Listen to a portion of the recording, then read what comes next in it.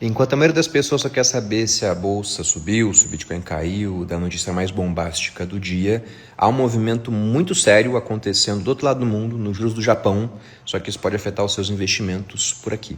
Vou explicar de uma maneira simples, né? Durante quase 3 décadas, o Japão viveu com juros muito próximos de zero. E o Banco Central comprava a própria dívida do país. Então, na prática, o Japão ele era quase um banco do mundo, oferecendo empréstimos quase de graça para quem quisesse dinheiro. O que os grandes investidores faziam nesse caso, eles pegavam dinheiro barato em ienes, a moeda japonesa, e aplicavam em ações, títulos, imóveis de outros países, buscando um retorno maior do que o zero que eles teriam no Japão. O nome disso no mercado financeiro é carry trade. O investidor local, o japonês, também pensava, por que eu vou comprar título público japonês que não paga nada, se dá para ganhar mais nos Estados Unidos, na Europa, ou até em mercados emergentes como o Brasil, caso o câmbio não variasse muito. Esse fluxo ele ajudou a inflar preços de ativos no mundo inteiro.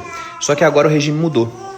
O Banco Central japonês encerrou essa época de juros zero, começou a desmontar o controle da curva de juros, que era ficar comprando títulos em diferentes maturidades, né, para manter a curva plana. A inflação apareceu por lá, e isso tudo enquanto a dívida pública japonesa está na casa de uns 240% do PIB.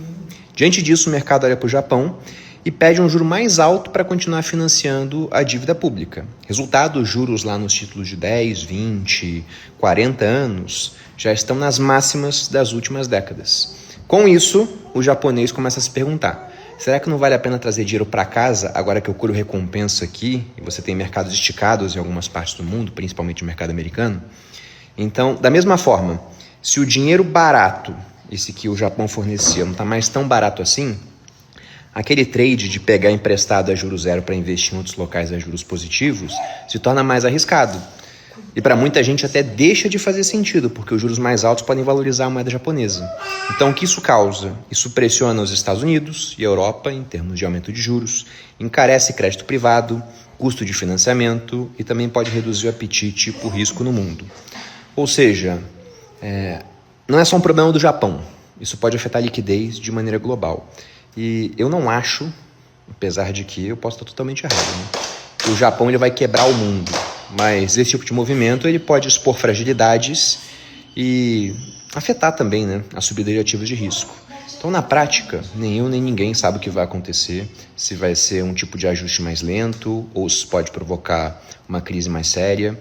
E o que eu aconselho a você é não tentar adivinhar o dia do colapso, se vai ter colapso, se é que ele vai surgir.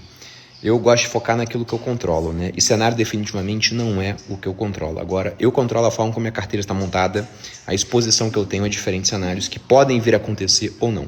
Então, ter uma estratégia diversificada, com proteção contra a inflação, com ativos reais, é o que vai separar aqueles que conseguem atravessar os ciclos com mais tranquilidade, e no mercado, quanto mais tempo você fica, mais dinheiro você ganha, daqueles que vão entrar em pânico e vender na próxima manchete cataclísmica.